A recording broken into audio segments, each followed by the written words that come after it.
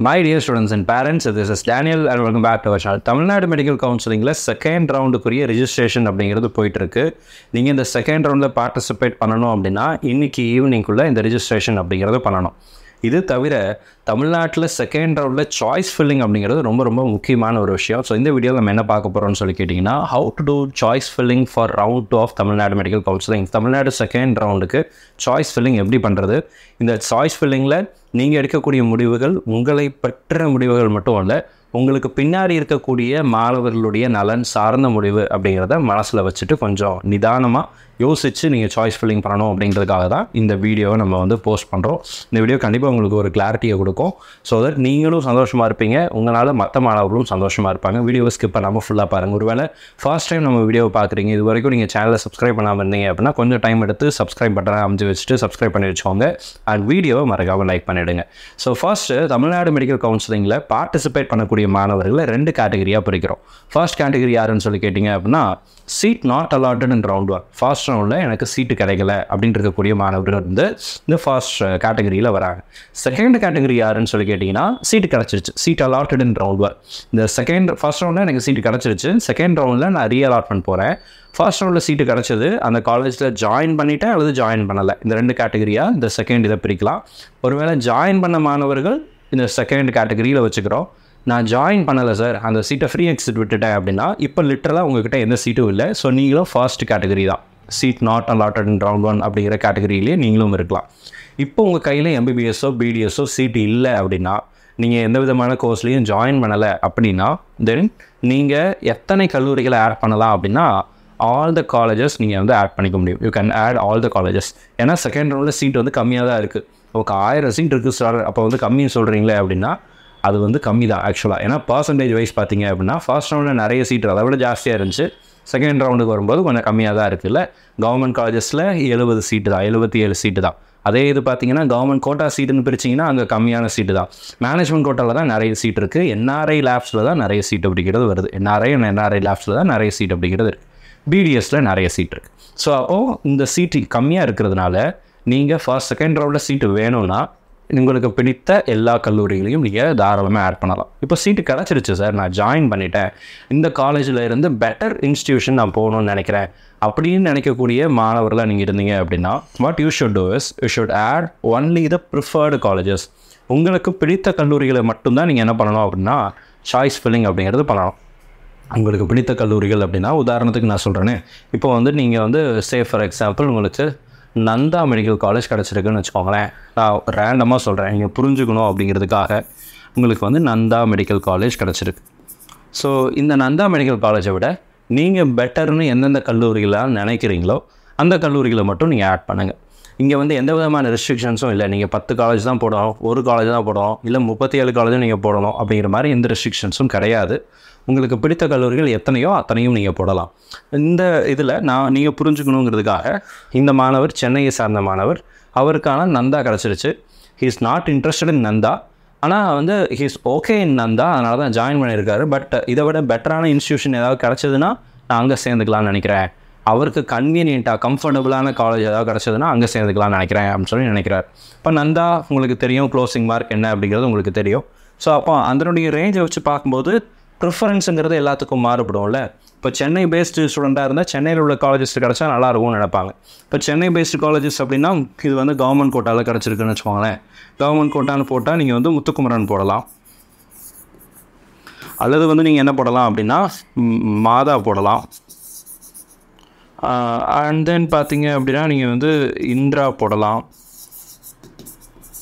அப்புறம் பார்த்தீங்கன்னா பிஎஸ்பி போடலாம், இல்லைங்களா. இதெல்லாம் சென்னை பேஸ்டு காலேஜஸ், சென்னையில் உள்ள ப்ரைவேட் மெடிக்கல் காலேஜஸ். அப்போது இந்த 4 காலேஜில் எந்த காலேஜ் கிடைச்சாலும் எனக்கு ஓகே அப்படின்னு நினச்சிங்கன்னா நீங்கள் சென்னையில் இருக்கக்கூடிய கல்லூரிகளை மட்டும் போடலாம். இல்லை சார், எனக்கு தமிழ்நாட்டில் எந்த காலேஜ் கிடைச்சாலும் ஓகே, ஆனால் நந்தாவோட ஏதாவது ஒரு காலேஜ் கிடைச்சா போதும் அப்படின்னா நீங்கள் வந்து வேறு டிஸ்ட்ரிக்டில் இருக்கக்கூடிய கல்லூரிகளை கூட நீங்கள் பிஎஸ்டி, கேஎஃப்சிஹெச் அல்லது வந்து Velammal, Trichy SRM, Dhanalakshmi, whatever the college that you like, அதை நீங்கள் என்ன பண்ணலாம் அப்படின்னா ஆட் பண்ணலாம். இவ்வளோ தான் போடணும் அப்படிங்கிறதெல்லாம் கிடையாது, ஆனால் உங்களுக்கு பிடிச்ச காலேஜை மட்டும் போடுங்க. இப்போ என்ன நடக்கும் அப்படின்னா, ஒருவேளை உங்களுக்கு வந்து பிஎஸ்பி கிடைக்குதுன்னு வச்சுக்கோங்களேன், நந்தாவில் இருக்கிறீங்க ஃபர்ஸ்ட் ரவுண்டில், செகண்ட் ரவுண்டில் உங்களுக்கு பிஎஸ்பி கிடச்சிருச்சு அப்படின்னா, இந்த ஃபர்ஸ்ட் ரவுண்ட் சீட் இருக்குது இல்லைங்களா, இந்த ஃபர்ஸ்ட் ரவுண்ட் சீட் வந்து கேன்சல் ஆகிடும். இந்த சீட்டை வேறு ஒரு ஸ்டூடெண்ட்டு கொடுத்துருவாங்க. இப்போ பிஎஸ்பியில் தான் நீங்கள் என்ன பண்ணணும் அப்படின்னா ஜாயின் பண்ணணும், ஃபீஸ் எல்லாம் பே பண்ணி நீங்கள் ஜாயின் பண்ணணும். அப்போது ஒருவேளை சில மாணவர்கள் எல்லா வருஷமும் வராங்க, நிறைய மாணவர்கள் எப்படின்னா சார் செகண்ட் ரவுண்டில் பார்ட்டிசிபேட் பண்ணுவாங்க, அவங்க தான் சாய்ஸ் லிஸ்ட் போட்டிருப்பாங்க, அவங்களுக்கு பிடிச்ச காலேஜ்னு சொல்லி தான் லிஸ்ட் பண்ணியிருப்பாங்க. சீட்டு வந்ததுக்கப்புறம் சார் எனக்கு செகண்ட் ரவுண்டில் வந்த காலேஜ் பிடிக்கல, ஃபஸ்ட் ரவுண்டில் இருந்த காலேஜே பெட்டராக இருக்கும்னு சொல்கிறாங்க. நிறைய பசங்களோட ஃபீட்பேக் கேட்டேன், நிறைய பேருக்கு எங்கள் சொந்தக்காரங்க அப்படி சொன்னாங்க, ஃப்ரெண்ட்ஸ் இப்படி சொன்னாங்க, அங்கே இருக்கிறவங்க இப்படி சொன்னாங்க, இவங்க அப்படி சொன்னாங்கன்னு சொல்லிட்டு இப்படி சொல்கிறதுக்குனே ஒரு கூட்டம் இருக்கும்.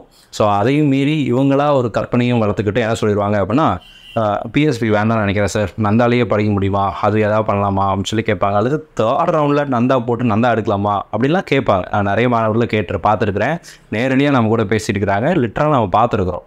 ஸோ அப்போ நம்ம செகண்ட் ரவுண்டில் ஒரு சீட் கிடச்சிருச்சுன்னா ஃபஸ்ட் ரவுண்ட் சீட்டு நமக்கு கிடையாது, அது ஆட்டோமேட்டிக்காக கேன்சல் ஆகிடும் அப்படிங்கிறத ஞாபகத்தில் வச்சுக்கோங்க. இந்த சினாரியோ எல்லாத்துக்கும் பொருந்தும். உங்களுக்கு பிடிச்ச காலேஜஸ் மட்டும் போடுங்க, பிடிக்கலைன்னா நீங்கள் செகண்ட் ரவுண்டு ஃபஸ்ட் ரவுண்ட் சீட்டுக்கே உங்களால் திரும்பி போக முடியாது அப்படிங்கிறத ஞாபகத்தில் வச்சுக்கணும். Same applicable for government medical colleges as well.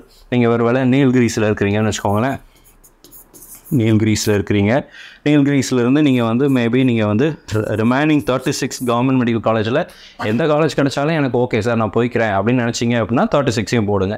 இல்லை சார் எனக்கு 36 வேண்டாம், அந்த 11 நியூ காலேஜஸ் எனக்கு வேண்டாம்னு நினைக்கிறேன், அதுக்கு மேலே உள்ள கல்லூரிகள் கிடச்சா போகலான்னு நினைக்கிறேன் அப்படின்னா அதை மட்டும் போடுங்க.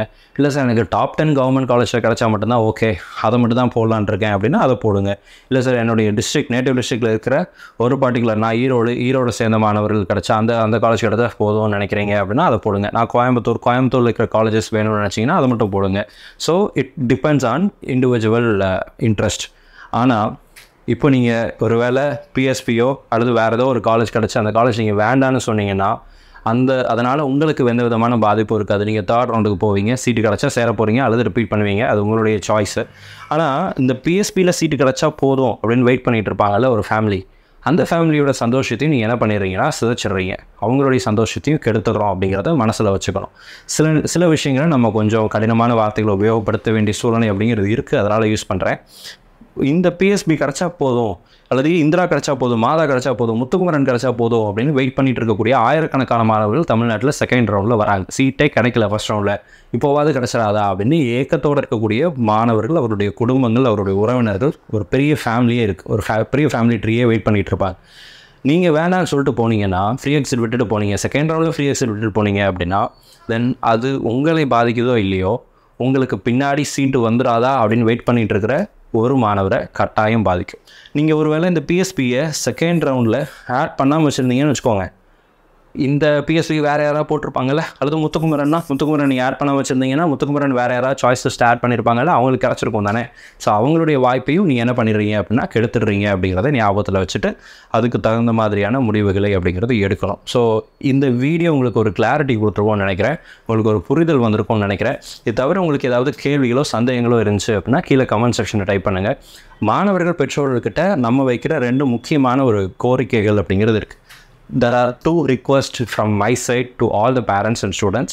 First thing பார்த்தீங்க அப்படின்னா உங்களுடைய ஃபீட்பேக்ஸை எனக்கு கொடுங்க. நீங்கள் எந்த காலேஜில் ஜாயின் பண்ணியிருக்கீங்களோ அல்லது எந்தெந்த கல்லூரிலாம் நீங்கள் நேரடியாக போய் பார்த்துட்டு வந்தீங்களோ அந்த காலேஜை பற்றின ஃபீட்பேக் இந்த வீடியோக்கு கீழே டிஸ்கிரிப்ஷனில் ஒரு கூகுள் ஃபார்ம் கொடுத்துருக்குறேன். அந்த கூகுள் ஃபார்மில் அந்த கல்லூரிகளை பற்றின சில பேசிக்கான விஷயங்களை நம்ம கேட்டிருப்போம். உங்களுடைய personal details, name, phone number, அந்த மாதிரி விஷயங்கள் மட்டும்தான். நீட் ரிலேட்டடாக எதையுமே நம்ம கேட்கல.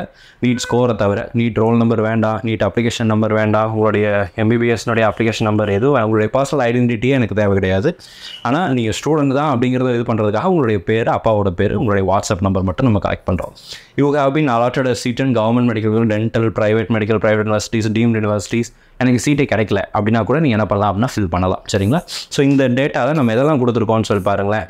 அதாவது அந்த காலேஜில் நீங்கள் எவ்வளோ ஃபீஸ் பே பண்ணீங்க, பெஸ்ட் ஃபீஸ் எவ்வளோ, டிரான்ஸ்போர்ட் ஃபீஸ் எவ்வளோ, research and development, book fees எவ்வளோ, அந்த எவ்வளோ டொனேஷன் வாங்கினாங்க. சில காலேஜஸில் கேஷாக கொஞ்சம் அமௌண்ட் வாங்குறாங்க, அதுக்கு ரெசிப்ட் தரதில்லை, தந்தாங்களா தரலையா, அதெல்லாமே நீங்கள் கொடுக்கலாம். அண்ட் டோட்டலாக அந்த காலேஜில் நீங்கள் கவர்மெண்ட் கோட்டாவோ மேனேஜ்மெண்ட் கோட்டாவோ என்ஆர்ஐயோ நீங்கள் எவ்வளோ ஃபீஸ் கட்டினீங்க, டோட்டல் ஃபீஸ், ஹாஸ்டல் கம்பல்சரியா, அந்த காலேஜை பற்றி நீங்கள் என்ன நினைக்கிறீங்க, இன்ஃப்ராஸ்ட்ரக்சர்ஸ் எப்படி இருக்குது, அண்ட் அங்கே பேஷண்ட் ஃப்ளோ எவ்வளோ இருக்குது, அண்ட் அந்த காலேஜுக்கு நீங்கள் கொடுக்கக்கூடிய ரேட்டிங் என்ன, இந்த மாதிரி சில பேசிக் டீட்டெயில்ஸ் கேட்டிருக்கிறேன். ஒருவேளை நீங்கள் அந்த காலேஜை விசிட் பண்ணும்போது சில ஃபோட்டோஸ் நீங்கள் எடுத்திருப்பீங்கல்ல, அந்த ஃபோட்டோஸை நீங்கள் என்ன பண்ணலாம் அப்படின்னா ஆட் பண்ணலாம். இதெல்லாம் பேஸ் பண்ணி செகண்ட் ரவுண்டில் மாணவர்கள் ரீஅலாட்மெண்ட் போகிறாங்க இல்லையா, அந்த ரீஅலாட்மெண்ட் போகிற மாணவர்கள் அவங்க சாய்ஸ் லிஸ்ட்டை வந்து கொஞ்சம் கரெக்டாக பண்ணுறதுக்காக இதை கன்சாலிடேட் பண்ணி நம்ம ஒரு வீடியோவாக பப்ளிஷ் பண்ணலாம் அப்படின்னு சொல்லியிருக்கோம். Especially on the fees structure நிறைய பேருக்கு தெரிய வேண்டிய சூழ்நிலை அப்படிங்கிறது இருக்குது. ஸோ அதனால் இந்த ஃபீட்பேக்கை உங்களுடைய இந்த கூகுள் ஃபார்ம் மூலமாக நீங்கள் கொடுத்தீங்க அப்படின்னா அதை பேஸ் பண்ணி இன்னும் சில மாணவர்களுக்கு அது ஹெல்ப்ஃபுல்லாக இருக்கும். அடுத்ததாக எனக்கு படித்து முடிச்சிட்டேன் சார், எனக்கு சீட்டு கிடச்சிருச்சு, நான் வந்து ஒரு கவர்மெண்ட் மெடிக்கல் காலேஜ்லையோ அது ப்ரைவேட் மெடிக்கல் காலேஜ்லையோ சேர்ந்துட்டேன், என்கிட்ட நிறைய புக்ஸ் இருக்குது, நான் நீட்டுக்கு நிறைய புக்ஸ் எல்லாம் வச்சு படித்தேன் அப்படின்னு நீங்கள் நினச்சிங்க, அந்த புக்ஸ் எல்லாம் என்ன பண்ணுறதுன்னு தெரியல அப்படின்னு நினச்சிங்கன்னா you can share the books to the needy peoples. உங்கள் வீட்டு பக்கத்தில் இருக்கக்கூடிய சில மாணவர்கள் கண்டிப்பாக எக்கனாமிக்கலி கொஞ்சம் வீக்காக இருக்கக்கூடிய சில பேர் இருப்பாங்க, புக்ஸ் வாங்க முடியாத சூழ்நிலையில் சில மாணவர்கள் இருப்பாங்க. அவங்கள ஐடென்டிஃபை பண்ணுங்கள், அவங்கக்கிட்ட கொடுங்க. அது உங்களுடைய ஃப்ரெண்ட்ஸ் சர்க்கிளாக இருக்கலாம், உங்களோட ஜூனியர்ஸாக இருக்கலாம், அல்லது நீங்கள் ஆல்ரெடி படித்த இன்ஸ்டியூஷனில் இருக்கக்கூடிய சில மாணவர்களாக இருக்கலாம். ஸோ கண்டுபிடிச்சி யாருக்கு தேவையோ அவங்கக்கிட்ட கொடுங்க.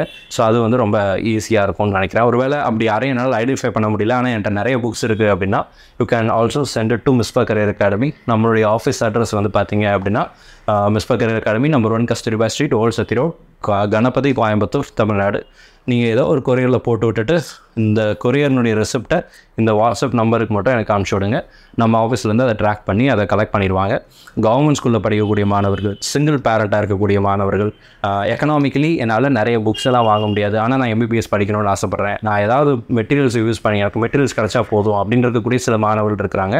அவங்களுக்கு அந்த புக்ஸை கொடுக்கும்போது அந்த மாதிரி நிறைய மாணவர்கள் நம்ம ஐடென்டிஃபை பண்ணுறோம். அந்த மாணவர்களுக்கு நீங்கள் அனுப்பக்கூடிய புக்ஸை நம்ம ஷேர் பண்ணிவிடுவோம்.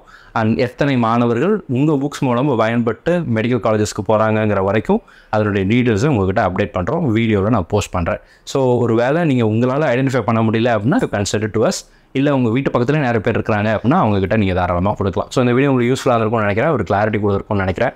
இந்த இன்ஃபர்மேஷன் உங்களுக்கு பிரயோஜனமாக இருந்துச்சு, பயனுள்ளதாக இருந்துச்சு அப்படின்னா மறக்காமல் இந்த வீடியோவை உங்களுடைய நண்பர்கள் உறவினர்களுக்கும் ஷேர் பண்ணுங்கள். All the very best, thank you so much. மறக்காமல் ஃபீட்பேக்கை கொடுத்துடுங்க. Thank you so much.